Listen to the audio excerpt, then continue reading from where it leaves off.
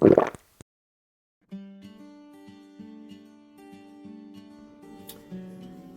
I don't know, Jake. We were just talking and he asked about you is all. You and Pepper were the only ones we knew of who knew about those formulas. Jacob responded this time most calmly. Well, the formulas they're discovering may actually work now. Sure, Jake. For all we know, maybe you and that fat cow were the next Louis Pasteur's. At this point, Jacob couldn't tell if Merrill was being genuine or sarcastic. It really didn't matter. Merrill was disgusting. Jacob just wanted to get off the phone with him as quickly as possible and satisfy Herschel's curiosity. Listen, Jake, I gotta go, thought Jacob. Danny and Marissa just want to catch the thieves so that they can get this stuff on the market. Might do some people some good, you know, Jake. Gotta think of more people than just ourselves, right? Gotta run, though. One of the kids is screaming about something. Love you, buddy. Okay, see you around, Merrill.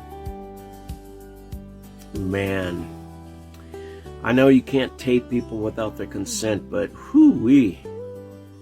An exasperated Jacob said after he hit the speakerphone button to off. Your wish is my command. Pepper and Jacob stared at the small device. You devil, whispered Pepper.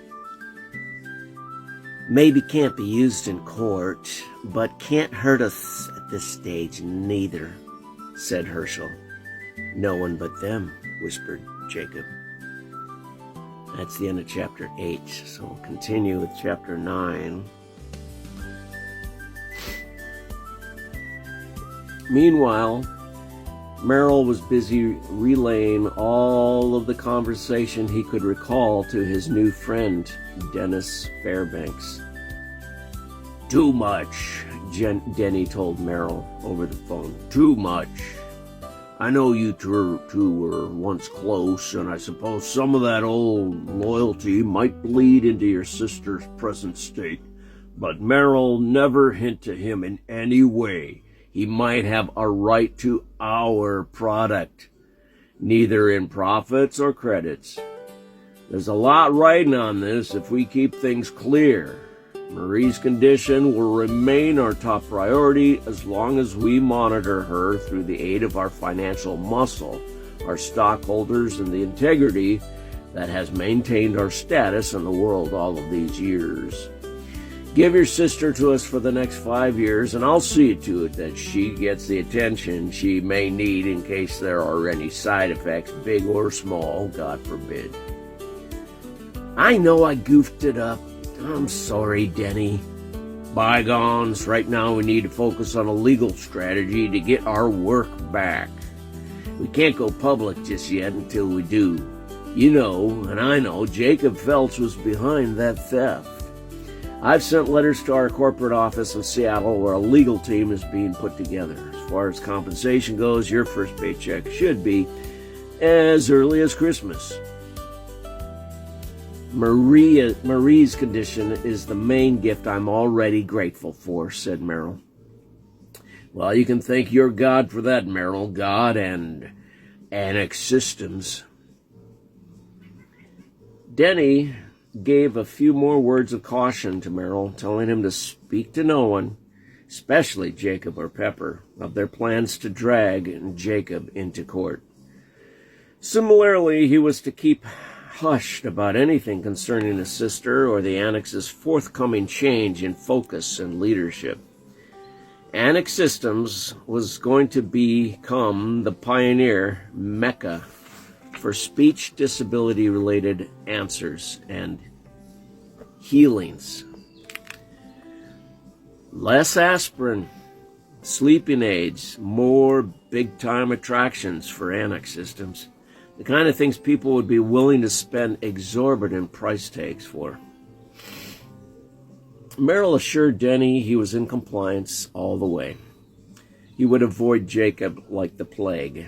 There really could only be one winner in this scenario for his sister, and the annex was it. In the meantime, Denny was suffering from some stress-related dizzy spells and would not be at the office for a few days due to a few routine doctor checkups. Avoid Jacob. I got it. That night, Jacob crawled under the quilted covers of his queen-sized bed. Nights were getting chillier, and autumn was finally being felt. He reached for the long cat toy with the plastic handle and 7 multicolored suede strands of leather on the tip. Zipper was spying the movement from the door. His big green eyes quickly turned black with full pupils as Zipper's focused on the flipping filaments. He pounced up onto the bed to chase the elusive darting toy as Jacob pulled it this way and that way. Always just out of reach. Once in a while, allowing Zippers to grab hold so he could feel like a successful hunter and keep the game interesting. Every now and then, Jacob would jerk the wand into the air, causing Zippers to zip several inches above the bed. His funny white paws flared. Sometimes he'd land at the foot of the bed, sometimes he'd land right on Jacob's chest. Each time, Jacob chuckled at his healthy leukemia cat's antics. When Zippers finally had enough and a world-weary Jacob was ready to turn off his nightstand light, the soft furred body would turn from Jacob, curl into a curve, begin washing himself, and then lay his head between his outstretched arms. A cat's sigh often accompanied. This was the signal playtime was over, and Zippers was tuckered out. It was then time for sleep.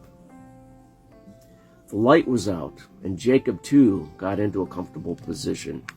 In a similar C fold of his legs, his knees bent while on his side. That was so much fun. So much fun. Jacob's entire body froze stiff. His eyes shot open to the pitch blackness of his room. He hadn't felt this terrified since he was a kid, convinced the boogeyman was hiding in his closet. What in the name of heaven was that? Was someone in the room? Under the bed? In his closet? Had the boogeyman returned to prove himself finally? Was there a ghost in the apartment? Could the voice have been imagined? Was he in a half-dream state, perhaps? After a few moments, still quite certain he was fully awake, he moved his limbs and removed the blankets from his body. He flipped the switch to his nightstand and slowly climbed out of bed. With uneasy trepidation, he stepped toward the closet. He pushed each shirt, coat, and pair of slacks out of the way until he was certain no one was there. He bent his knees at the foot of his bed where his cat looked down on him with a cocked head of curiosity. He looked down on him he looked underneath his bed, but all he saw was a stray sock and a few random cat toys. He then walked to the wall where he sometimes heard his neighbors talking if the voices got too loud. No. Silence. And even if he would have heard their voices, they were older people and their sounds were always muffled. This was a much younger man's voice, and it was clear as a bell. He sat down, his legs outstretched as he petted Zipper's ears, kneading them. Did you hear that, fella? He asked, looking into Zipper's squinting eyes. It's the stress of everything. Gotta be. Too much in 1 week, he thought. He got up and headed for the bathroom medicine cabinet, filled a Dixie cup with water, and popped in 2 Advils. He shuffled back to his bed, slid back under the covers, and killed the light. He heard his cat sigh deeply, his body moving between his toes. Very strange, he whispered, waiting for the sleeping pills to take effect. Yes, you are, came the same voice. Jacob held his breath, and before he had a chance to acknowledge the ghost, slowly began falling down the dark, forgetful tunnel of Advil. He slept like a rock. And we'll close there. Thank you. This is Zippers. You can get it on Amazon. Have a good day. Zippers, Chapter 9, Part B. Zippers. Let's continue, shall we? I think I lost a day there. All right.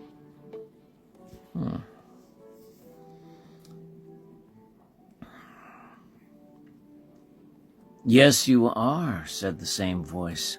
Jacob held his breath, and before he had a chance to acknowledge the ghost, he slowly began falling down the dark, forgetful tunnel of Advil. He slept like a rock. The alarm sounded at 5:30 a.m., just like it did for Jacob. Just like it always did for Jacob, enjoying getting up because I'm going to read this again. The alarm sounded at 5:30 a.m. like it always did for Jacob enjoyed getting up early. There, I did it. It was a quiet, peaceful way to start the day. Zippers was curled up by his left armpit, and in tandem they each stretched their arms, they each yawned. Zippers jumped off the bed immediately for the ritual. Jacob would French press his coffee from the microwave water while he fixed a small bowl of wet canned food for his Zippers. Zippers was a fussy eater, and even with the best grain-free food, he'd often leave too much, letting the afternoon dry it up. So Jacob learned to make his portions small. If he ate it quickly, he'd give him a little extra. Jacob recalled bedtime. Was that a peculiar night or what, Zippers, as he handed his cat his bowl? Was all he heard in return, or, no. Your balls dropped lately or something? Jacob asked with a smile, thinking his cat's sounded odd and deeper than his normal perts. Zippers responded again, munching the meal of chicken and sweet potato. I think you were getting just a little wee paranoid. Jacob's heart, mind, and voice stopped. He was watching his cat from above, could not see his lips, but noticed his head bob with the rhythm of his words. That's right, Jacob. I not only can understand every word you say, I can articulate a response now. For some reason. Zippers turned, looked up to face his friend. Pretty weird. I'm as surprised as you look right now. But you should know I could understand you for some years. The only part I'm equally stumped on is my ability to really communicate with you. When I realized I could speak your dialect last night, I thought to myself, you'd better break it to him in small bites, Zippy, or he might run away. Zip, you're talking to me. Yeah, and last night I told you I had fun. And it was fun last night. I love that damn thing with the tassels. Jacob was feeling weak. He had to sit down, so he sat down right where he was standing in the middle of the kitchen floor next to Zippers. You said it was fun. Fun? That was you? I'm talking to you right now, aren't I? Yeah. And he sounds sort of like a 15-year-old after his voice just changed. Well, I am 5. That'd be about 14 in your years, I guess. Jacob's head was trapped between his outstretched hands, his elbows on his knees, just staring at his talking cat. His talking cat. Now he was watching Zipper's little lips move as he enunciated every syllable the best he could in the English language with relative ease. And you've said you've understood every word I've said? Of course. We all pretty much do. Your ex-girlfriend's companion, who was she? Chloe? She understands everything too. I'm sure she knows she'll never see hide nor hair from you again. Or me. So, you can stop with the silly Zipper says hello routine from now on. Jacob began mouthing the words, Zippers says hello. Yeah, that's the one. We're pretty good at reading lips, too. It's one reason a lot of us in the streets stay away from a lot of you people. It's not only intuition or instinct. We can see what you're saying a block away.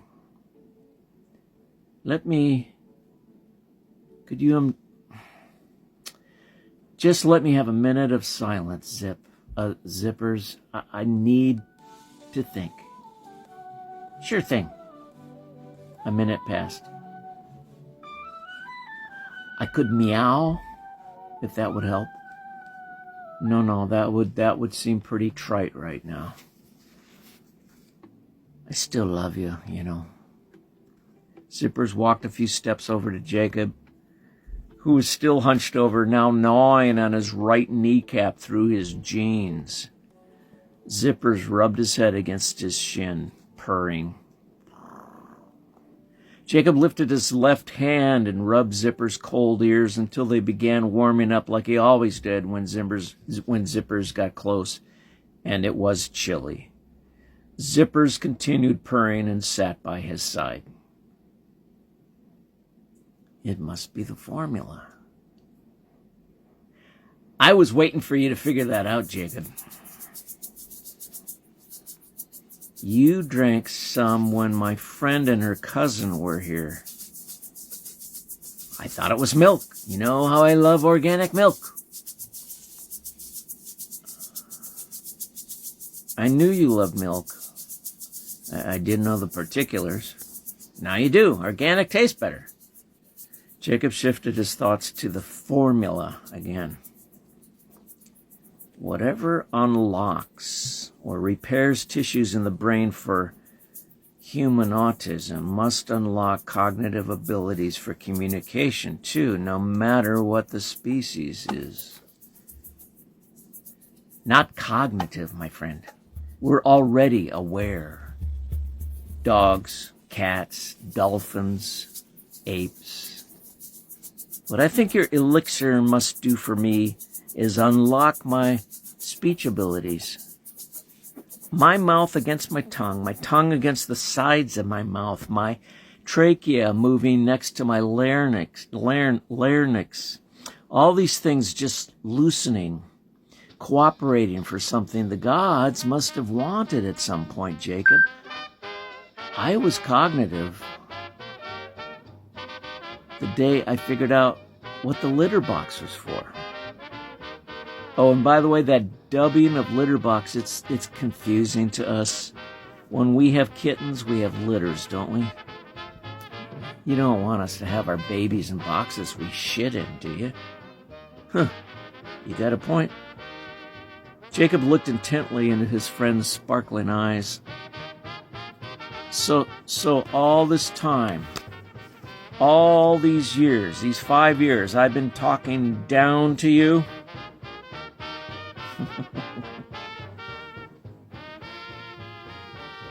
Well, not necessarily. I mean, sure, we do get tired of the questions, do you want to eat? Should we go to bed now? And so forth. But that YouTube video about how many words we know, it's bullshit. Total bullshit, Jacob. If we've been hanging around a few years, we've been soaking it all in. And yeah, I agree with you. Trump is going to get us all nuked. Jacob really wanted to laugh. A good one, to acknowledge his cat's sense of humor. But he was too freaked out to be able to muster more than a brief chuckle. Why aren't you more unnerved, Zippers? I'm really going nuts over all of this. It's too much for me to take in. Zippers placed his paw on his master's hand. Jacob, do you have any idea what it's like to be able to talk to you, knowing what I know, seeing what I see? Okay, I'll close there because 10 minutes are up.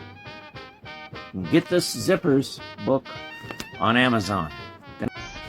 Okay, in my Obligate Whisper realm, but I am going to read more Zippers. I can only do in 10-minute segments. On Obligate Whisper, I always play a little instrumental, so let's do that. But this will be shorter because it's a lesser... Oops. Yeah. Hey, Bambi. It's time for another Zippers reading.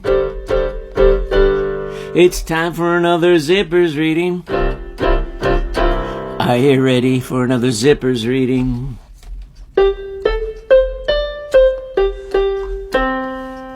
I hope so. All right, let's just continue. Get it on Amazon.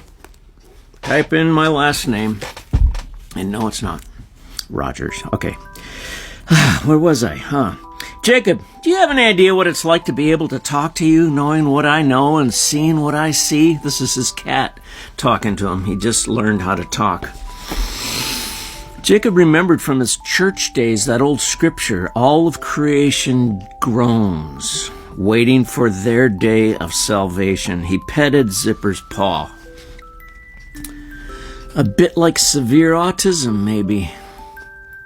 Maybe so. Think about it. If you were being fed the same fisherman's catch for too many days in a row and you had no way of asking the chef for a let-up and pace, say, for some nice grain-free liver with chicken, with maybe a simple side of catnip or parsley, wouldn't you just be thanking the heavens you were able to express yourself? Be better than varying degrees of meow. So you're really happy about this? Oh, happy? I am overjoyed, mate. Did you know, Jacob, I'm this far from taking a shit under your bed? The litter box is that overdue for a raking? Oh, crap. Let me take care of it. See what I mean? When Jacob returned from the bathroom, Zippers was sitting on the pillow Jacob put by the kitchen window because Zippers loved to look outside so much, to breathe the fresh air when the weather allowed for the open screen. Yoo-hoo! Here, birdie, birdie, birdie, birdie, birdie. He began to whisper to some sparrows that he spotted. They looked his way and took off. I don't think that's such a good idea, Zippy, Jacob cautioned. What? It's what cats do. We can't help it. It's like you and internet porn. No, I mean, I'm guessing you probably know all the stuff that's going down with the company that fired me. The one which stole my formula you're benefiting from. I mean, you're telling me you've been aware of everything, conversations I've had with people and everything. Oh, well, yes, of course, probably not a good idea for your cat to be shouting out for the neighbors to hear right now. Probably not. Okay. Meow. Zippers jumped off the counter and onto the floor again.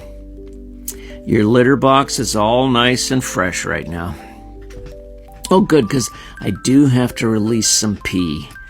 See ya. And off Zippers trotted, gleefully humming to himself a melody that sounded familiar until Jacob figured out it was the theme to the Pink Panther. Didin, didin, didin. I think I can actually play that. We got some time. I once learned how to play that.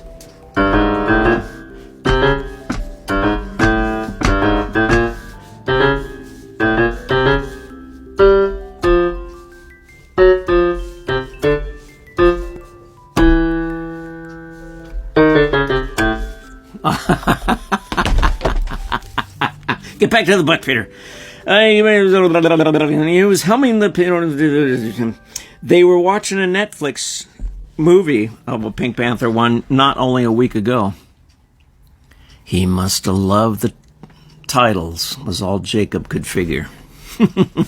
That's the end of chapter 9, and we still have about 5 minutes, so let's continue into chapter 10. What I'm... Wait a minute. What I'm saying is we may need to pull the brakes on this legal action deal until we can figure out what to do with this formula, Pepper. Why? Either way, Jacob, either way, a cure for autism or a bridge for interspecies communication, either way, dude, those people are gonna send a hit squad to not only steal everything back like a thief in the night, they're going to be so blind with greed and lust, they'll want your creative head and ass on a platter. My ass too? Your fucking ass too. Pepper looked hard at Jacob, not laughing. Do you realize what you have on your hands here, Jacob? A major shift in the way we look at life? Life, religion, philosophy, politics, law, farming, agriculture. I mean, range-free chicken laws would just be the tip of the freaking iceberg. I'm just waiting for the day a shipment of your juice gets into the hands of the right people in China, said Zippers, who sat on the couch between them, washing his eyes with his left paw. No more dog and cat meals for the humans. Amazing, said Pepper. What is it? Asked Jacob. His speech abilities or awareness of world situations? Just everything. All of it. I mean, here we are sitting, having a conversation about everything from corporate corruption to the Chinese dog meat trade with your cat. Try to imagine this from our perspective, though. Not blind, not deaf, but simply mutes. Mute companions to your species for thousands of years. Some of us treated, well, like myself, God bless you, kid, while others treated like the worst slaves of the South in colonial days. Dogs chained in small yards, seen as nothing more than cheap burglar alarms. I'm aware of this just listening to this guy's former girlfriend from Pacoima. A world of strays, abused and neglected, with no one in your court system to defend us. What could become the start of something big? For all of our evolutions will become amazing in its scope, yes, but for once you will hear our side of things. Our side of all these stories. Jacob, Elise, call me Pepper, Zippers, please. Pepper, I want you to get some of your miracle working juice into a slave at one of those dolphin rackets, those dolphin parks. I mean, you think I'm smart? Are you ready for close encounters of the infinity kind with Flipper? I so agree, Zippers. I do, answered Pepper. If we could get the most abused, neglected, intelligent, or even semi-intelligent creatures to speak out, where no one could ignore their cries any longer. Wow. I mean, wow. We'd make a breakthrough in parks, circuses, puppy mills, with weak animal abuse laws. Life imprisonment for murder? Asked Zippers. A lot of... Okay. Help me here, you two, said Jacob. We have sexism. We have racism. Sexist. We have racist. What about speciesist? How about for now we just call these people speciephobes? Said Zippers. Good enough for me, said Jacob, but for now, we're in a serious bind. Remember, we have to get out of this legal stuff or just go public, said Pepper. And I'll close there because my 10 minutes is up. Zippers, Peter Gullerud, Amazon.com. Thank you. Good night.